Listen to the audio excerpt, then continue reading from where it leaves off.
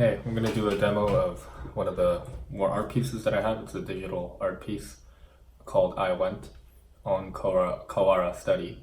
So it starts with this artist called Kawara,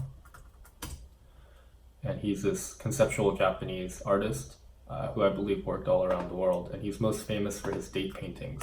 So depending on where he was in the world, he would wake up and spend a couple hours every single day, or as he could, painting the exact date, the current date, and then he would put them in these cardboard boxes wrapped in the newspaper for that day of whichever country that he was in. And he did this for, I believe, 20, 30 years, and a lot of his other pieces are very much related to this playing with the concept of time and repetition. And I very much enjoyed it, or appreciate it a lot, just because I tend to do a lot of pieces based on time as well. And I believe he's passed away now, but his work still lives on, and I saw it. Known about it for a while, but just a few weeks ago, I was in San Francisco and I went to SF MoMA, and I saw, I believe, one of his works. And among his other pieces, or series, because he does everything in series, of his other ones besides these date paintings, he did these things called, I've not seen this, it's pretty funny. One called I Went. He also had a series called I Met, so he just logged every single person that he ever interacted with on a single day, and he would put them into binders like this every single day of the year for like many years, and this in itself is art. And one of the series is called I Went, and so he took a red ballpoint pen, and every single day he was in a city, he would mark his exact path. And this is incredibly tedious, but I think that's part of what makes it amazing. And so when you just see that so many of these next to each other, it's kind of like looking at someone's footprint. I thought it was amazing. So whenever I see other artworks or other products or whatnot that I enjoy, I always try to think about how I can do it in my own way, kind of as an homage to the original artist. So then I had this concept of, hey, I want to do something similar. I want to look back at the last 20, 30 years and see where I was exactly what I was doing. And it's something I've already been doing with recording all my screenshots and whatnot, but turning that into more of an art piece, I got the idea for. So then I set out to build it. This I built in a couple days. So I'll just show you. It's a script. It's part of a larger project that I have called JKDA. It's the Jack Kim Digital Archives. It's kind of the central operating system and database for every single thing that I'm doing, including all the screenshots of everything that's been on my screen for the last, I believe, a year or so, ever since I started the project. All my voice recordings, all my photos, most everything is stored here. So I set up a cron job and it runs at midnight every day. It takes data. I have an app running on my phone that tracks my GPS location for every second that I'm moving around, and it will ingest that data and then render a map. It's a Google map of that path, and it will make it as an image and then store it, and it will actually email me at the end of the day as well. So the idea is eventually I want to print all of them out.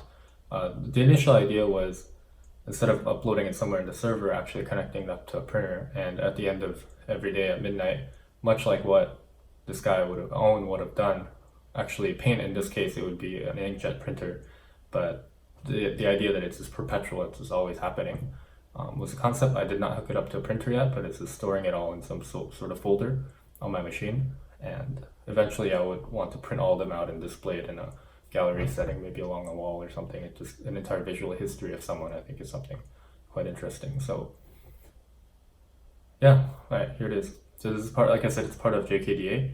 This is the single script that runs it. It's based on Node.js. And the app that I'm using, I was going to build my own, but I found out this thing called Gyroscope that tracks that for me. So I found a way to kind of ingest that data by scraping it. So here, let me show you it actually running.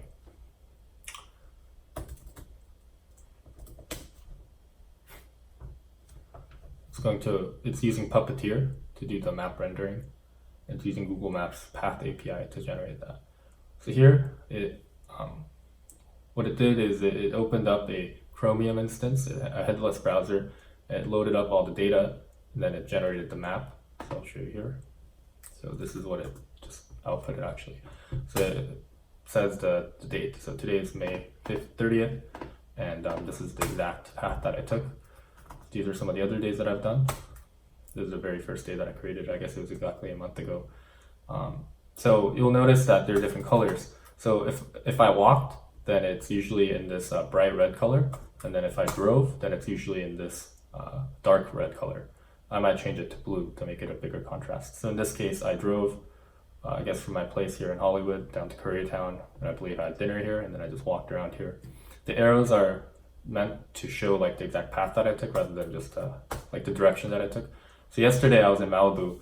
I came down, so this is like a 20-something mile, or maybe even longer, 40-something mile ride. And as you can see, it automatically scales depending on how far it is. So this was a much smaller scale, or zoomed in scale than something like this, right? And if I actually went from, say, LA to San Francisco, then it would actually zoom out to show that. And keep in mind, this is actually an image. Let me show you. This is an image, not a interactive whatever map. And I intentionally chose to keep these user interface elements here. I could have hidden them, but the concept is much like all the screenshot paintings that I do, I intend for them to get outdated. And I think with software, it's amazing that it can change so quickly. So intentionally left these interfaces here, so over time you can actually even see not just where I'm moving, but also the product of Google Maps itself changing. And you can notice this small slight changes of maybe this button moves to the right, or maybe it becomes a little bigger. And it's all according to feedback on their part, on how their users are using the product. So this is what I have so far. It runs on my JKDA server at 11:59 p.m. every single day, along with my email, or along with my screenshot ingesting. And that part, you can see it here, it's tracking everything. I'm using a time tracker right now, but I also have my own version of, let's see here. Ooh, that's the older version. Something like this. So this is my own JKDA capturer. So right now it's going around and capturing everything on my screen and uploading it to my server. Here it is. So today 118 captures, and it will do more. I can adjust the interval here. This is an actual macOS application running. If I start live log, start screen recording.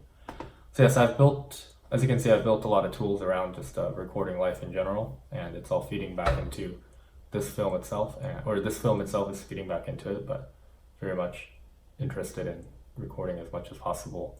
And tools like JKDA help in that. This particular piece I went is more of an art piece, but it's also just interesting to see at the end of each day.